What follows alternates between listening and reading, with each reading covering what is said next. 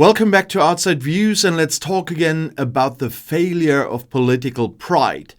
We are now at the moment of truth for the UK's attempt to rejoin the European defence community, and the answer, delivered just before the deadline, is a resounding no deal for Great Britain on the massive €150 billion SAFE programme.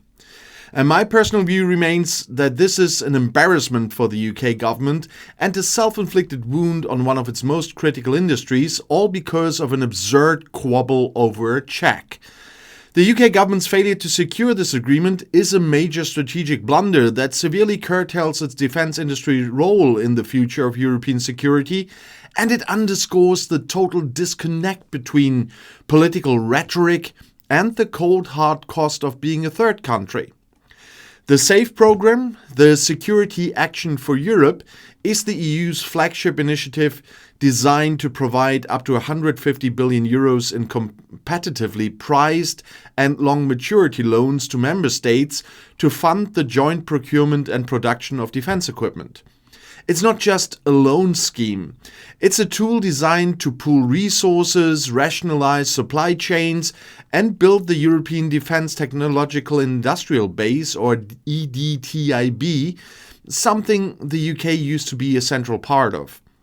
For the UK, participation was meant to be the jewel in the crown of the Brexit reset, an attempt by the new government to demonstrate that it could repair some of the diplomatic damage and contribute meaningfully to European security in the face of the Russian threat.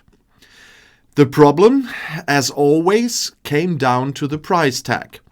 The EU Commission's proposal for the UK's financial contribution to compensate Brussels for the benefits UK companies would gain was reported to be as high as €6.5 billion initially.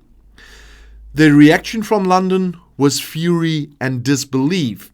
The UK government, already preparing a tough budget full of tax rises and spending cuts, immediately saw the toxic political optics of handing over billions to Brussels, fearful of headlines screaming Brexit betrayal.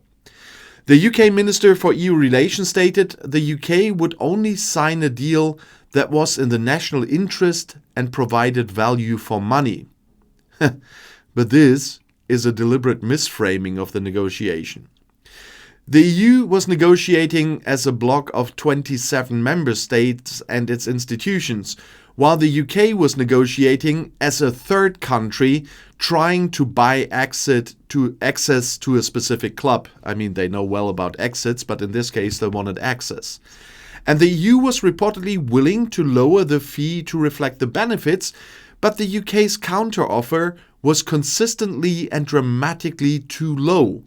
Some reports suggested the UK was only willing to offer less than €1 billion compared to the EU's revised offer that remained in the billions.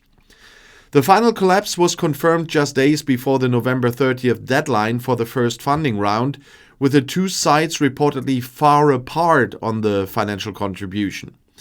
The consequences of this failure are not theoretical, they are immediate and commercially crippling. Without a deal, the UK defence industry is relegated to the EU's third country terms.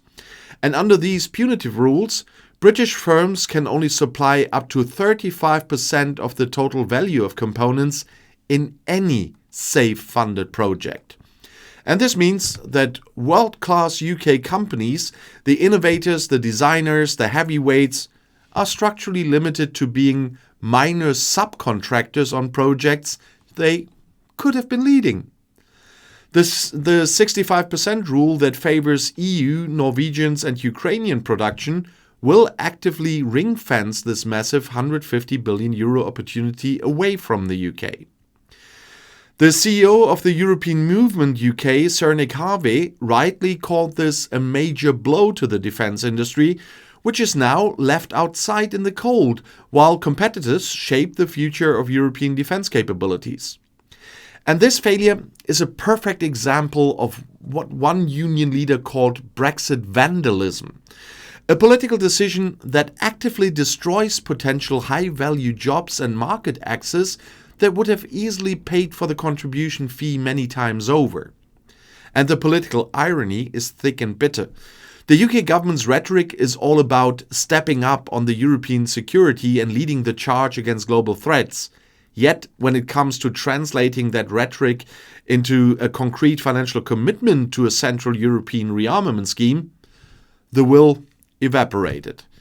And the government was willing to let the talks collapse rather than face a politically inconvenient headline about paying Brussels, demonstrating that the fear of domestic political opposition still trumps strategic necessity. And this reflects a negotiating style that EU officials have observed for years. A tendency to accuse the EU of trying to overcharge or pull a fast one, revealing a persistent political misunderstanding of their new third country status. The UK still believes its defense contribution to NATO should automatically entitle it to a free pass, while the EU is simply adhering to the principle of fair balance as regards to contributions and benefits of the third country. And let's be clear, the safe failure is part of a pattern. It follows the government's low-balling on fees for the Erasmus Youth Mobility Scheme and its surprise at being asked to pay for the access to the European electricity market. The UK has a long wish list for the Brexit reset, but its willingness to pay remains minimal. And the outcome is consistent: delay, frustration, and, ultimately, a loss of opportunity for British businesses and citizens. The Minister for EU Relations stated that the UK will still be able to participate in later rounds of SAFE and that the door is open by design. But waiting for later rounds means losing out on the critical initial funding allocations where the foundational partnerships and key technologies are established. The UK has wasted a year of negotiation and has handed a major competitive advantage to its European rivals.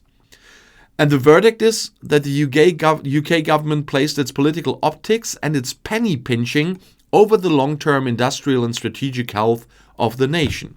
And for that, all my British friends will pay the price. Never mind. And if you want to see another video right now, the next one is right here in the end screen.